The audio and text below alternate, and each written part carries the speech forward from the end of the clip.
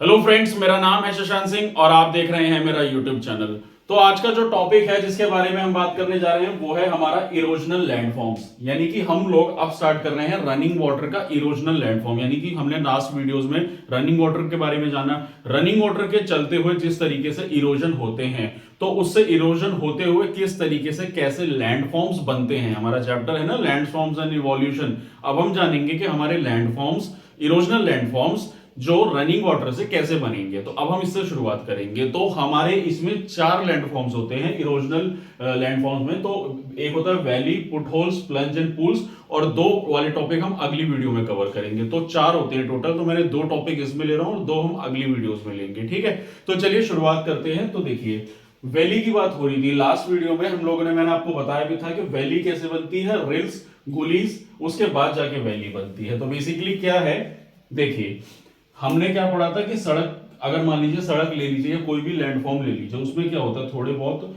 ऊपर नीचे इस तरीके से ऐसे अप डाउन होते हैं, ठीक है।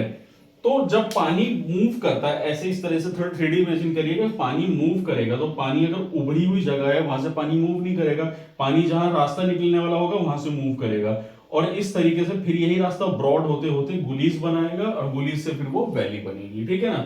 तो इस तरीके से हमने पढ़ा था। तो अब आप एक बार चाहे तो इस फोटो में देख सकते हो। तो देखिए ये होता है हमारा रिल्स, इस तरीके से रिल्स बनेगा, ठीक। उसके बाद फिर हमारा बनता है गुलीज इस तरीके से, और फिर इस तरीके से गुलीज बनते हुए हमारा फिर वैलीज बनेगा, ठीक है। तो रिल्स, गलीज और वैली इस तरीके से बनता है हमारा, ठीक है। वी शेप्ड वैली बनेगा। यहां तक क्लियर हो गया।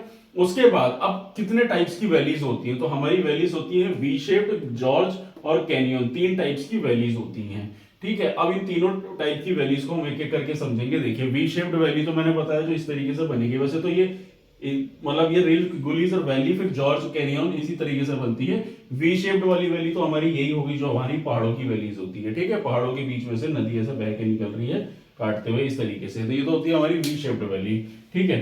उसके बाद आती है हमारी जॉर्ज वैली। अब ये जॉर्ज वैली कैसी होती है, तो मैं कोशिश करता हूं जॉर्ज और कैनियन दोनों को एक साथ एक्सप्लेन करता हूं, दोनों में डिफरेंस पता चल जाएगा। देखो जॉर्ज वैली होती है हमारी बेसिकली इस तरीके से, ये माउंटेन्स हो गए बड़े बड़े और इस तरीके से एकदम स्ट्रेट होती है, ठीक है। और कैनियन वैली कैसी होगी हमारी, वो कुछ इस तरीके से होती है ऐसे। ये दोनों की जो डेप्थ होती है वो इक्वल होती है, लेकिन दोनों में फर्क होता है। जॉर्ज इस तरीके की होते हैं, कैनियन वैली इस तरीके की होती है हमारी, ठीक है ना। अगर बात करूं जॉर्ज की, so it is a deep valley and a straight sides. Deep valley एकदम गहरी होती है और इस तरीके के स्ट्रेट साइड्स देखने को मिलते हैं, ठीक। उसके बाद आता है equal width from top to bottom. तो वही मतलब एकदम ऊपर से लेकर नीचे जो चौड़ाई है वो एकदम सेम होती है, ठीक है ना। उसके बाद फॉर्म्ड बाय हार्ड रॉक्स। अब ये देखो यहाँ पे समझने वाली चीज है, ये हार्ड रॉक से बनी होती है। हार्ड रॉक से बनी हुई है तो इसलिए आराम से इसको पानी काट नहीं सकता, तो जिसलिए एक ऐसे सीधा फ्लो होते हुए पानी निकल जाता है इसमें से, ठीक है ना। फिर हम बात करें अगर कैनियंस की, तो कैनियंस जो होते हैं हमारे वो होते हैं steep step side slopes, step side slopes, यानी कि इस तरीके से स्लोप्स ऐसे बने होते हैं टेढ़े, और इस तरीके से वैली होती है। गहराई उतनी होती है जितनी इसकी होती है, लेकिन ये इस तरीके से गहरे होते हैं ऐसे, और ऐसे स्टेप बाय स्टेप होते हैं। जैसे कि अगर एक एग्जांपल छोटा सा बात करूं, आप लोगों ने स्टेप फार्मिंग देखी होगी माउंटेन्स में। माउंटेन्स में होते हैं ना, हिमाचल वगैरह कभी आप गए हो या आप ऊटी वगैरह गए हो, तो आपने आप देखोगे सीढ़ीदार खेत होते हैं। तो वो सीढ़ीदार खेत बनते हैं ना, तो वो इसी वजह से बनते हैं। और उसका फॉर्मेशन होता है बिकॉज ऑफ सेडिमेंट्री रॉक्स, क्योंकि सेडिमेंट्री रॉक होती है तो इस तरीके की वैली बनती है। वैली हमारी कैसी होती है, वो वी शेप्ड होती है। तो या तो ऐसी बनेगी या इस तरीके से बनेगी या इस तरीके से। So it is all depend on the rock formation, मतलब रॉक किस टाइप की है उसी के अकॉर्डिंगली इस तरीके की चीजें बनेंगी। अब हार्ड रॉक है तो कैनियन टाइप, सॉरी जॉर्ज बनेंगे, थोड़ी लाइट है तो इस तरीके की बनेगी, ठीक है ना। तो रॉक के ऊपर डिपेंड करता है कि किस तरीके की वैली बनती है। उसके बाद आता है वाइडर टू टॉप। इसमें टॉपिक रहेगा वाइडर टू टॉप, यानी नीचे से ऊपर चौड़ाई ज्यादा होती है, नीचे कम होती है इसमें, ठीक है। तो बेसिकली कहने का मतलब ये है कि ये जितनी भी चीजें हैं, मतलब ये जो वैलीज हो गई या फिर ये जितने भी हैं, अब ये इसमें कोई कॉन्सेप्ट नहीं है, इसमें सीधा समझने वाली चीज है कि चीजें होती कैसे हैं, ठीक है। फिर भी आप लोगों को एक बार इसकी भी फोटो में दिखा देता हूं। तो अगर बात करूं जॉर्ज की और कैनियंस की, तो आप दोनों स्क्रीन पे देखिए इस तरीके से फोटोज होती है, और ये ज्यादातर हमारे साउथ इंडिया में देखी जाती है, ठीक है ना। ये दोनों फोटोज जो आपको दिखा रहा हूँ इंटरनेट से है, और ये ज्यादातर आपको साउथ इंडिया में देखने को मिलेगी। कावेरी रिवर है जो तमिलनाडु साइड पे होती है, ठीक है, आंध्र प्रदेश में, वहां आपको इस तरीके की चीजें देखने को मिलती है, ठीक। तो ये था हमारा इरोजनल इरोजनल लैंडफॉर्म्स का वैली वाला पार्ट जो हमने कवर करा। अब आते हैं हम अपने अगले पे, फुटहोल्स और प्लंज पूल्स। अब ये क्या होते हैं देखिए, तो हम पहले फुटहोल्स के बारे में पढ़ेंगे। What is potholes? So potholes is over the rocky beds of hill streams more or less circular depression called potholes due to stream erosion by the operation of rock fragments. ये तो बुक की language है, अब इसको समझा देता हूँ फुटहोल्स होते क्या हैं। देखिए, जब रिवर बहती है, लैंड इस तरीके से है, मान लीजिए रिवर बहती है, ठीक है, तो क्या होता है, इसमें एक वर्ड होगा सर्कुलर डिप्रेशन। डिप्रेशन मतलब चीज में नीचे चले जाना कुछ। तो बेसिकली क्या होता है कि सर्कुलर डिप्रेशन इस तरीके का बन जाता है लैंडफॉर्म्स में। अब ये सर्कुलर डिप्रेशन क्यों बनता है, इसको समझने की जरूरत है। जैसे कि मान लीजिए मिट्टी का कण है, हम लोगों ने पढ़ा था, जो रिवर है जो बह रही है तो क्या करती है, नीचे भी गहरी करती चली जाती है उसको। तो क्या होता है, मिट्टी का कण लग गया या कुछ भी हो गया, थोड़ा बहुत तो डिप्रेशन देखने को मिल ही जाता है। पानी है, छेद करेगा, मिट्टी होती है नीचे, तो उसको काट देता है थोड़ा बहुत। तो इस तरीके से पहले छोटा सा पुल बनता है, मतलब छोटा सा एक डिप्रेशन बन जाता है, फिर ये बनते बनते बनते बनते ज्यादा गहरा बन जाता है इस तरीके से। और फिर इसकी तरह से यहाँ पानी आता है जो सर्कुलर वे में से फ्लो होके, मतलब रॉक मटेरियल जो होता है, जितने भी फ्रेगमेंट्स होते हैं वो इसके अंदर घुसेंगे, फिर ऐसे ऐसे जाके, क्योंकि रिवर का मूवमेंट आगे हो रहा है ना, तो फ्रिक्शन क्रिएट हो जाता है इस तरीके से, और इस तरीके से यहाँ पे ये फुटहोल्स बन जाते हैं। तो इसको हम बोलते हैं फुटहोल्स। तो अगर इसको मैं लैंडफॉर्म मतलब रॉक्स वगैरह पे भी बात करूं, तो एक सिंपल और आसान भाषा में कहूँ तो गड्ढे बन जाते हैं कई कई जगहों पे। फिर आगे क्या होता है, तो ये सड़क के गड्ढे नहीं हो गए, ये वो वाले गड्ढे हो गए जो नदी के बहते हुए ऊपर कंसिस्टेंटली वाटर फ्लो कर रहा है, वो वाटर के फ्लो होने से इस तरीके के फुटहोल्स देखने को मिलते हैं। ठीक, अब क्या होता है देखिए, ऐसे कई फुटहोल्स बन जाते हैं फिर कई जगह।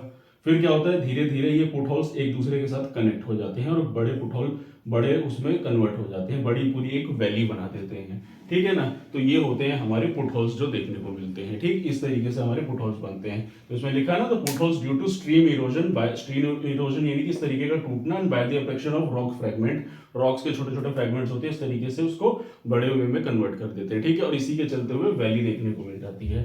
तो आप इसकी भी फोटो एक बार स्क्रीन पे देख सकते हो। तो देखो कैसे फुटहोल्स बनता है, और फुटहोल्स के बाद फिर किस तरीके से छोटी सी वैली बन जाती है, उसको कट के निकालती है, मतलब फुटहोल्स कनेक्ट हुए एक दूसरे से, कनेक्ट होकर कैसे उसको काट के वैली बना देते हैं।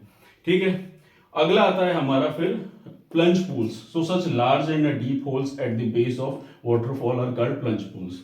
बहुत सिंपल है, देखिए वाटरफॉल आप लोगों ने देखा होगा, हिमाचल वगैरह में देखा होगा, या मसूरी का वाटरफॉल होता है एक उत्तराखंड में, कैंपटी फॉल जिसको हम बोलते हैं। तो वहां पे आप लोगों ने क्या देखा, नीचे लोग नहाते हैं ना, तो जो नीचे नहाते हैं ना लोग, उसी को प्लंज पूल कहते हैं। अब बेसिकली होता क्या है, देखिए ये वाटरफॉल है, मान लीजिए इस तरीके से वाटरफॉल है, ये बह रहा है, ठीक है। तो ये क्या होता है, इस तरीके से गहरा होता जो चला जाता है ना, ये ऐसे पानी इस तरीके से आया, नीचे गिरेगा, और फिर इस तरीके से, क्योंकि पानी क्या है, ऊपर से फोर्स क्रिएट कर रहा है, तो नीचे भी गड्ढा करेगा, तो नीचे गड्ढा करता चला जाता है, और इस तरीके से प्लंज पूल बन जाता है। अब यहाँ पे एक समझने वाली बात ये है कि क्या होता है कि वाटरफॉल के नीचे देखिए पानी तो यहाँ से इस तरीके से बह रहा है, तो ये थोड़ी दूसरी रॉक हो जाती है, ये वाली दूसरी रॉक हो जाती है, थोड़ी हल्की रॉक होती है, तो ये इजीली ब्रेक हो सकती है, ब्रेक होती है तो इजीली टूटते हुए इस तरीके का प्लंज पूल बना देती है। जो लोग अक्सर आप लोग देखा होगा, जब टूरिस्ट वगैरह स्पॉट्स वगैरह पर आप जाएंगे, कोई भी वाटरफॉल वगैरह पे, तो इस तरीके का पूल वहां पे बनता है, और इसी को हम प्लंज पूल कहते हैं। पानी बहता है, नीचे आता है, फ्रिक्शन क्रिएट करता है, और ऐसे ही गड्ढा सा बनाता चला जाता है। ठीक है ना, तो इसके साथ रॉक पार्टिकल्स हो गए, वो सारी चीजें यहाँ गिरेंगी, ठीक है, फिर उसके बाद यहाँ से उठ के यहाँ जाएंगे, तो क्या होगा, एक पूरा का पूरा क्रिएट कर देता है पूल को। ठीक है ना, तो इस तरीके से वाटरफॉल बनता है। तो ये जितनी भी चीजें हम पढ़ रहे हैं, जितनी भी चीजों को हम समझ रहे हैं, ये एक दिन का खेल नहीं होता है, ये सालों करोड़ों सालों से चीजों को बदलती रहती है लैंडफॉर्म्स। तो इसी के चलते हुए हमारी अर्थ के लैंडफॉर्म्स होते हैं, और ऐसे ही इसको धीरे धीरे करके चीजों के बदलाव आते रहते हैं। तो दोस्तों ये था टॉपिक जिसमें मैंने आपको कवर अप किया हमारा इरोजनल लैंडफॉर्म्स के बारे में, जिसमें हमने वैलीज, फुटहोल्स और प्लंज पूल्स के बारे में हम लोगों ने पढ़ाई हो। आपको चीजें सारी क्लिस्टर क्लियर होंगी। ये चीजें अच्छे से समझ में आ जाए, इसलिए मैं इसमें फोटोज भी आपको साथ ही साथ दिखाता रहूंगा। जिसकी भी फोटो मिलेगी इंटरनेट पे अवेलेबल होगी, मैं निकाल के थोड़ा डालता रहूंगा, ताकि आप लोगों को चीजें सारी क्लियर हो जाएं। तो आई होप आप लोगों को सारी चीजें क्रिस्टल क्लियर अच्छे से हो गई होंगी। और यही था मेरा आज का टॉपिक। और अगर आप लोगों को मेरा काम पसंद आ रहा है, अगर आप लोगों को मेरी वीडियो अच्छी लग रही है, तो मेरे चैनल को सब्सक्राइब कीजिए, मेरी वीडियो को लाइक कीजिए, ताकि आने वाले समय में आपको और ऐसी इंफॉर्मेटिव वीडियोस मिलती रहे।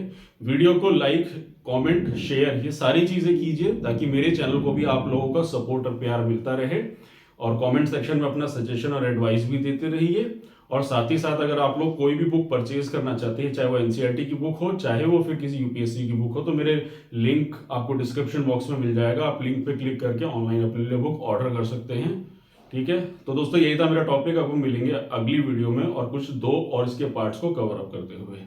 तो आज के लिए इतना ही। तो थैंक यू वेरी मच।